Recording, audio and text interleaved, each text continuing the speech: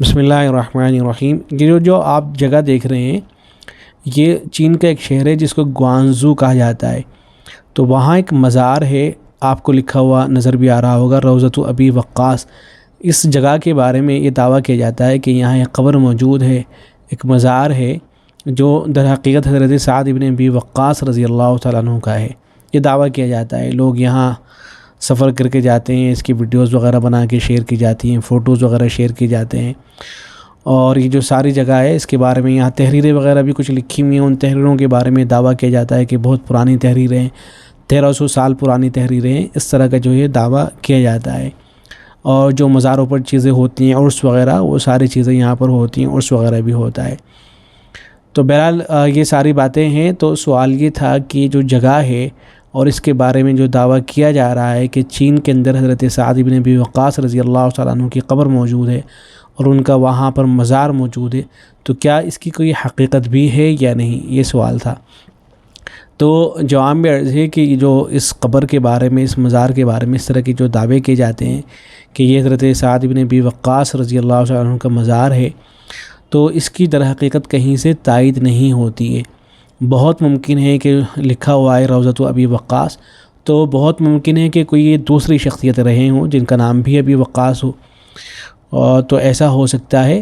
حضرت سعد بن ابی وقاص رضی اللہ تعالیٰ عنہ کے بارے میں دعویٰ کرنا کہ یہ قبر ان کی ہے، یہ مزار ان کا ہے، یہ صحیح نہیں ہے۔ وجہ اس کی یہ ہے کہ حضرت سعد بن ابی وقاص رضی اللہ تعالیٰ عنہ کا جو انتقال ہوا ہے تو وہ انتقال حضرت کا مدینہ منورہ کے اندر ہوا ہے۔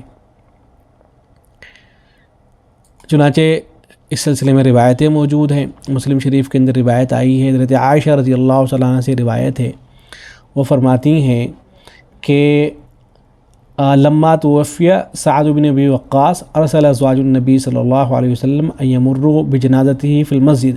یعنی ایک واقعہ ذکر کیا گیا ہے مسلم شریف کے اندر کہ جب حضرت سعد بن ابی وقاص رضی اللہ تعالیٰ عنہ کا انتقال ہوا تو ازواج مطہرات جو تھیں تو انہوں نے یہ پیغام بھجوایا کہ ہم بھی نماز جنازہ پڑھنا چاہتے ہیں اور مسجد کے اندر جنازے کو لایا جائے اور ہم وہاں جو ہے نماز جنازہ پڑھیں گے۔ تو پھر ایسے ہی کیا گیا۔ تو حضرت عائشہ رضی اللہ تعالیٰ عنہ پر اعتراض ہوا، لوگوں نے اعتراض کیا کہ آپ مسجد کے اندر جو ہے نماز جنازہ پڑھ رہی ہیں۔ تو اس کا جواب دیا حضرت عائشہ نے کہ نبی اکرم صلی اللہ علیہ وسلم نے بھی ایسے ہی کیا تھا۔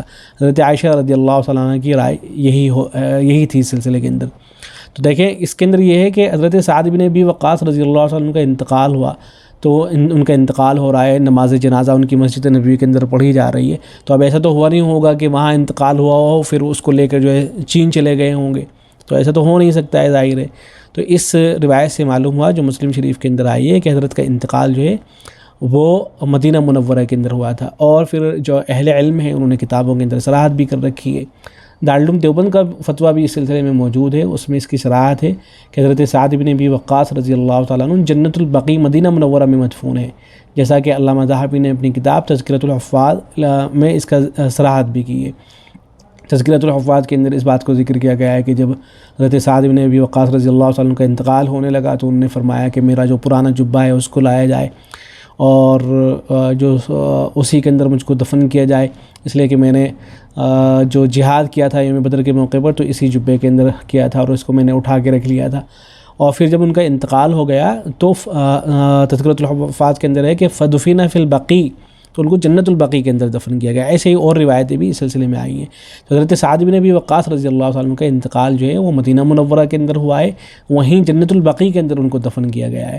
تو یہاں یہ جو دعویٰ کیا گیا ہے کہ چین کے اندر اور چائنا کے اندر ان کا مزار ہے، تو یہ اس دعوے کی کوئی حقیقت نہیں ہے اور اس طرح کی کوئی روایت موجود نہیں ہے۔ السلام علیکم ورحمۃ اللہ۔